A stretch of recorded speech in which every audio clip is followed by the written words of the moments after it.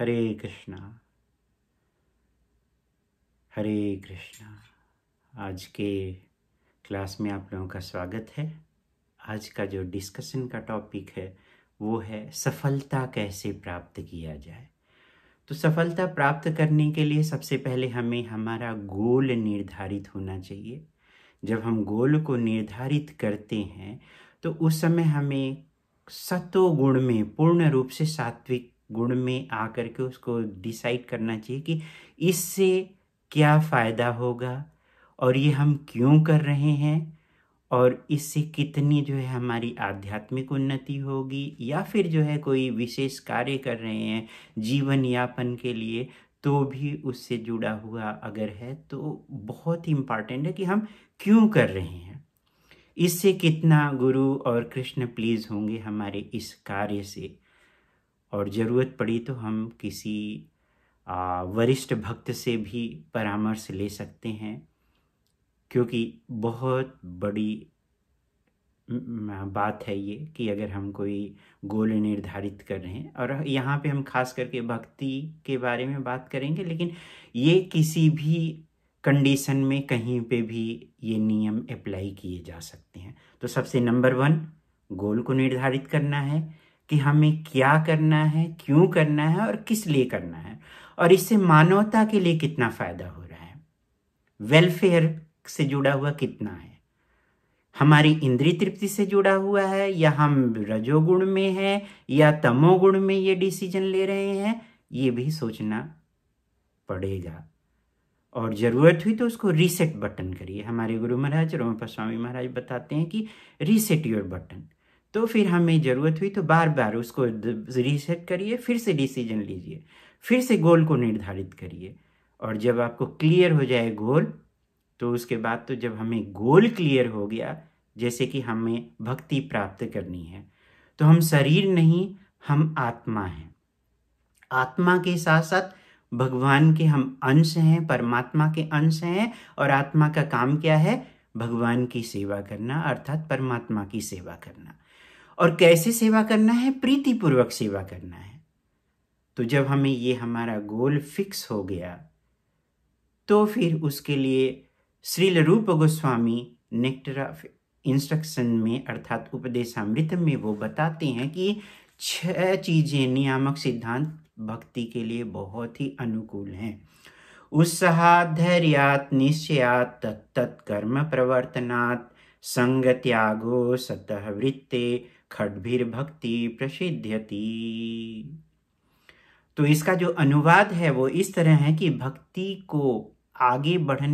में आगे बढ़ने के लिए या भक्ति को संपन्न करने के लिए 6 जो है नियामक सिद्धांत बहुत ही जरूरी हैं।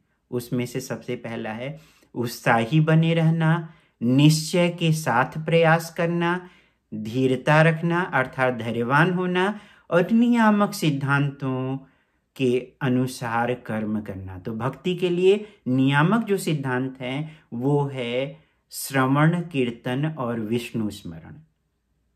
तो इसलिए अगर हम कोई गोल निर्धारित करते हैं तो उसके लिए जो फेवरेबल कंडीशंस, जो कि किए बिना हम आगे बढ़ ही नहीं सकते हैं, तो उन चीज़ों को करनी है। जैसे कुछ चीज़ें करनी होती हैं, कुछ चीज़ें नहीं करनी होती हैं, और उसके साथ साथ अभक्तों का संगत छोड़ देना। और छठा जो है पूर्ववर्ती आचार्यों के बताए हुए चरण चिन्हों पे चलना। ये जो है, अगर हम ये 6 सिद्धांतों का अच्छी तरह से पालन कर रहे हैं तो हम अवश्य सफलता प्राप्त करेंगे। लेकिन ये कि उसके लिए कृष्ण की कृपा और हमारी तरफ से प्रयास, तो प्रयास जारी है हमारी तरफ से कंटिन्यूअसली, तो कृष्ण की कृपा अवश्य आएगी। ये कृष्ण की कृपा अगर हमें सीखना है तो दामोदर लीला से हमें सीखना चाहिए कि मदर यशोदा उनको, भगवान को बांधना चाह रही थी। सुबह से दोपहर हो गया और गोपियां आकर के उनको बोल रही थी कि ना, लाला को आप नहीं बांध सकती हैं। और मदर यशोदा ने ये बोला कि नहीं, आज मैं लाला को बांध के ही रहूंगी। और वो पूरा थक के चूर हो गई, लेकिन उन्होंने प्रयास को जारी रखा। फिर भगवान ने अपनी कृपा दिखाई और वो बंध गए। तो इस तरह से हमें चाहे हमारे जीवन में कितनी भी परेशानी आए, विपत्ति आए या कोई भी कंडीशन आए, अगर हमारा गोल जो है फिक्स है, लक्ष्य जो है शुद्ध है, मानवता के परम कल्याण से जुड़ा हुआ है, या फिर हमारे जिसके लिए ये मनुष्य जीवन मिला हुआ है उसके लिए अगर ये गोल है, तो भगवान की कृपा अवश्य मिलेगी। तो हमारी तरफ से प्रयास जो है बहुत जरूरी है। उत्साह, कोई भी कार्य करते हैं तो उत्साही बने रहना जरूरी है। अगर हम उत्साहमय स्टेज में हैं तो हम कहीं पे भी किसी भी कंडीशन में कितनी भी प्रकार की परेशानी आई, लेकिन फिर भी हम जो है डगमगाएंगे नहीं। अपने उत्साह को अगर हम नहीं खोते हैं तो एक सबसे बड़ा कुंजी है ये आगे बढ़ने के लिए। क्योंकि अगर हम कोई कार्य उत्साह के बिना नहीं कर रहे हैं तो कुछ समय के बाद वो जो है डाउन हो जाएगा। इसलिए हमें बराबर ही उत्साही बने रहना है, बराबर ही कंटिन्यूअसली अपने उत्साह को बनाए रखना है। चाहे कितना हो हमारे साथ जो है हतोत्साहत मिले, हमें मिले, लेकिन फिर भी हमें उत्साही बने रहना है। जैसे एक गुड़ का टुकड़ा हो गया, उसको अगर आप देखेंगे तो एक चींटा जो है इतने बड़े पीस को भी, छोटा सा चींटा वो इतने बड़े पीस को जो है अकेले खींच करके लेके जा सकता है, क्योंकि वो उत्साह के साथ, निश्चय के साथ आगे बढ़ता है। तो अब दूसरा जो है वो निश्चय। निश्चय बहुत ही मोस्ट इंपॉर्टेंट है, क्योंकि निश्चय अगर हम नहीं करके आगे बढ़ रहे हैं तो फिर आगे हम बढ़ ही नहीं सकते हैं। जैसे ही कोई परेशानी आई, किसी ने हमको हतोत्साहित कर दिया, तो हम जो है तुरंत अपने उत्साह को डाउन कर देंगे और फिर वहीं ढम। तो ऐसा नहीं करना है, निश्चय के साथ। और निश्चय तभी आएगी जब हमारा गोल हमें पूरी तरह से क्लियर रहेगा कि हम क्या कर रहे हैं और किस लिए कर रहे हैं। इससे गुरु और कृष्णा कितना प्लीज होंगे, तो वो निश्चय वहीं से ही हमें मिलेगी। उसके साथ साथ जो है तीसरा नंबर है नियामक धीरता। धीरता तो सबसे मोस्ट इंपॉर्टेंट है, क्योंकि श्रील प्रभुपाद जी बता रहे हैं कि अगर किसी स्त्री को बच्चा चाहिए तो वो सबसे पहले उसको अपने पति के संसर्ग में जाना पड़ेगा, उसके साथ जो है संबंध बनाना पड़ेगा, गर्भ धारण करना पड़ेगा, और गर्भ धारण करने के बाद 9 महीने तक गर्भ में रखना पड़ेगा बच्चे को। और उसके बाद फिर बच्चा पैदा होता है तो तुरंत वो बोलना, हिलना डुलना वो सब नहीं करता है। उसके लिए लालन पालन की ज़रूरत होती है और बहुत अच्छी तरह से केयर की ज़रूरत पड़ती है। तब वो 1-2 साल के बाद बच्चा जो है वो रेसिप्रोकेशन अच्छे से, वो तुरंत ही रेसिप्रोकेशन करता है, लेकिन ये कि यहाँ पे अगर जैसे कि बच्चे के साथ खेलना हो गया, कूदना हो गया, दौड़ना हो गया, ये संबंध से मैं बोल रहा हूँ कि उसका जो फ्रूट का जो रिजल्ट आएगा वो 1-2 साल के बाद आता है। किसी को अगर बच्चा चाहिए तो उसी हिसाब से हमें जो है धीरता बनाए रखना है। धीरता, अगर हम धीरता खो दिए तो अगर कोई इस तमोगुण में रहता है तो वो सोचता है चलो सोच लिया बस हो गया। सोचने के बाद करना पड़ता है, सोचने से भी काम नहीं चलता है। और करने के लिए हमें ये ध्यान देना पड़ेगा कि हम क्यों कर रहे हैं, इससे कितना बड़ा बेनिफिट होगा। तो ये सत्वगुण में सोचना होगा। जब हम इमीडिएटली अपने लिए देखेंगे कि हमारा कितना बेनिफिट है, तो हम वो जो है परम कल्याणकारी नहीं है, वेलफेयर से जुड़ा हुआ नहीं है। इसलिए सबसे मोस्ट इम्पॉर्टेंट है कि हमें उससे जो है सीनियर भक्तों से, गुरु या फिर जो सीनियर वैष्णव हैं उनसे हमें परामर्श लेनी चाहिए। तो धीरता के बाद आता है नियामक सिद्धांत। नियामक सिद्धांतों का पालन, जैसे कि हमारे लिए श्रवण, कीर्तन, विष्णु स्मरण, ये भक्ति के लिए ये 3 चीजें जो है बहुत ही मोस्ट इम्पॉर्टेंट है। यहीं से ही जब हम श्रवण करेंगे तभी हम भक्ति में आगे, और जब हम श्रवण करेंगे हरे कृष्ण कृष्ण कृष्ण हरे हरे, हरे राम राम राम हरे हरे, इसको जब हम श्रवण करेंगे, बोल तो हम रहे हैं लेकिन जब हम बोलते समय इसको जब हम श्रवण करेंगे, और फिर साथ में ये कीर्तन भी हो रहा है, श्रवण, कीर्तन और विष्णु स्मरण, हमारा फिर भगवान के साथ संबंध बनेगा कि और फिर उसके साथ साथ दूसरी जो है श्रवण में भगवान की कथा आ गई, भगवान के नाम धाम रूप गुण महिमा की लीलाओं का बखान करना कीर्तन हो गया, और सुनना जो है वो श्रवण हो गया। जब हम सुनेंगे तो फिर जब भगवान की लीलाओं को जब हम सुनते हैं तो भगवान के साथ बहुत विशेष प्रकार का हमारा संबंध बनता है, और फिर हम उसी को हम सोचते रहते हैं। कैसे सोचते रहते हैं? जैसे कि दो यंग कपल मिल जा रहे हैं, उनकी आंखें मिलती हैं और फिर उसके बाद जो है उनके बीच में प्रेम उपज जाता है। जब उनके बीच में प्रेम उपज जाता है तो वो एक दूसरे के बारे में ही सोचते रहते हैं, दूर रहते हुए भी वो एक दूसरे के बारे में सोचते रहते हैं, ये चिंतन करते रहते हैं कि कब हम मिलें, कैसे जाएं, क्या करें, जो है किस तरह से हमारा मिलन हो। सेम उसी तरह से जब हम भगवान के साथ जब हम कथा संबंध बनाते हैं, उनकी लीलाओं की महिमा के नाम धाम गुण इन सब के बारे में जब हम सुनते हैं तो भगवान के साथ हमारा विशेष संबंध बन जाता है। और भगवान कहीं नहीं है, हमारे हृदय में ही मौजूद है, हृदय में ही रह करके वो हमारे साथ रेसिप्रोकेशन स्टार्ट कर देते हैं। बट ये कि जब हम उनकी लीलाओं वगैरह को सुनेंगे तो फिर हम उनके बारे में सोचेंगे, तो इस तरह से स्मरण हो गया। तो सेम उसी तरह से अप्लाई करेगा किसी भी कार्य को करने के लिए। उस कार्य को करने के लिए जो भी नियामक सिद्धांत हैं वो हमें फॉलो करने पड़ेंगे, जो कि उसको आगे बढ़ाने के लिए किस स्टेप है उसको जानना जरूरी है।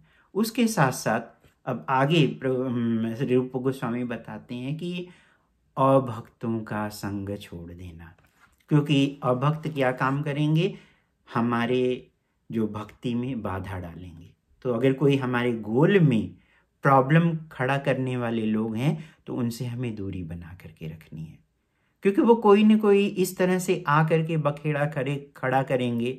खास करके अभक्त जो होते हैं वो ज़्यादातर जो है दुनियादारी की बातें करेंगे। हमने इतना बड़ा मकान ले लिया, ये कर लिया, वो कर लिया, इतना बड़ा बिजनेस खड़ा कर लिया, और फिर उसके बाद कहीं ना कहीं जब हम उनका साथ लेंगे उस तरह के एसोसिएशन से, दारू पीने वाला बंदा दारूबाज ही बन जाता है, और फिर वो दारूबाजों के संग को ही खोजता है, वो कभी भक्तों का संग नहीं लेगा।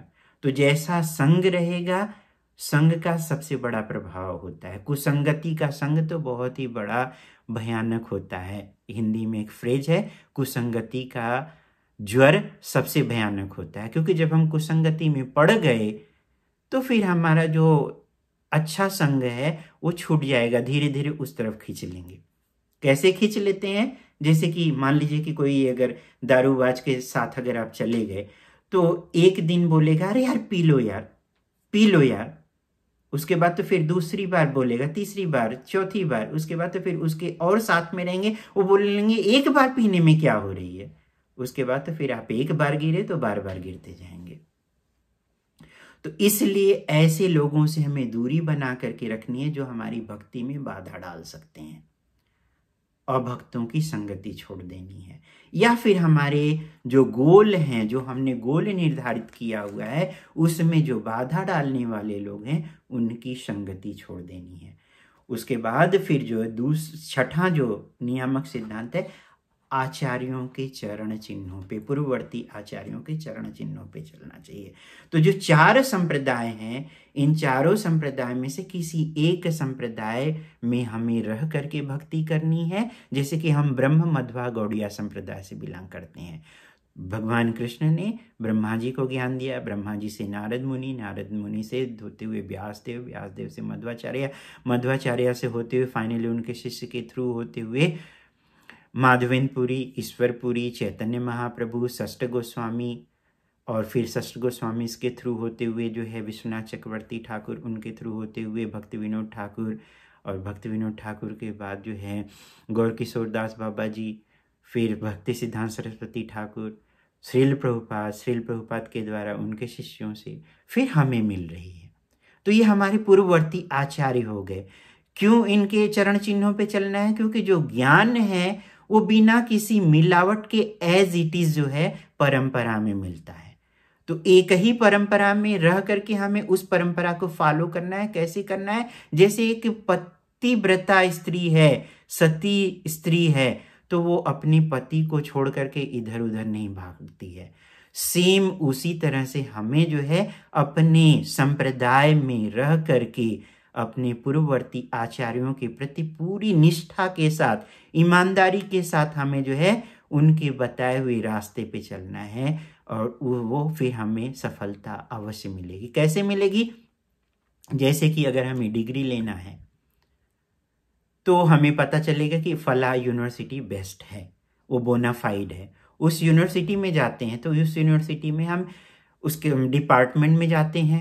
उस डिपार्टमेंट में जब हम जाते हैं तो पर्टिकुलर प्रोफेसर को चूज करते हैं कि हमें इनको गाइड बनाना है, और उनके निर्देशन में हमें रह करके पीएचडी करनी है या पोस्ट डॉक करनी है या जो भी है, या थीसिस करनी है, मास्टर की हो या फिर पीएचडी की हो। तो वो बोनाफाइड हैं, उनके ही निर्देशन में, उनके प्रति, उनके बताए हुए रास्ते पे फेथफुल होकर के हम आगे बढ़ते हैं और हमें सफलता मिलती है। सेम वही अप्लाई करता है। जब वहां पे भौतिकता के लिए इस तरह से अप्लाई किया जा सकता है तो स्पिरिचुअलिटी तो हमारे तो कैपेसिटी से बहुत बाहर है। तो उसको जानने के लिए, समझने के लिए हमें पूर्ववर्ती आचार्यों के चरण चिन्हों पे चलना है, क्योंकि उन्होंने उस सिद्धांत को फॉलो किया है और अपनी लाइफ को परफेक्ट की है। तो जब हम वही सिद्धांत जो कि भगवान कृष्ण से डायरेक्ट वो ज्ञान मिला हुआ है, वो बिना किसी मिक्सअप के एज इट इज है, तो फिर हम उसको फॉलो करेंगे तो हमें भी पता चलेगा।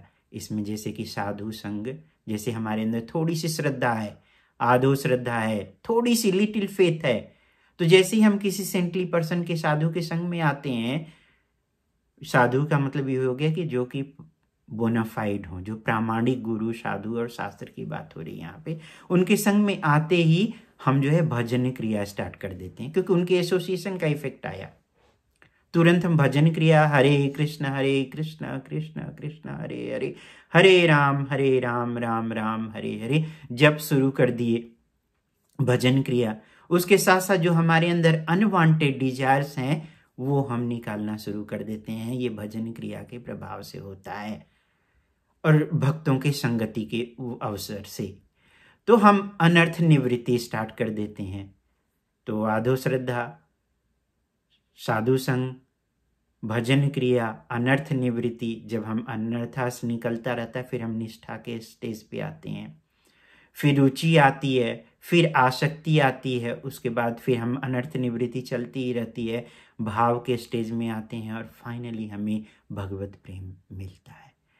तो इसके लिए अब यह है कि हमें पेशेंस बनाए रखना होगा। और भगवान कृष्ण बताते भी हैं कि जब आप इसमें आगे बढ़ते हैं तो जो इसको करता है वह सुसुखम कर्तुम अर्हसि, मतलब वो जॉयफुली परफॉर्म करता है। भगवत गीता के 9th चैप्टर के 2 श्लोक में बोलने कि ये ज्ञान जो है समस्त विद्याओं का राजा है और ये परम पवित्र है।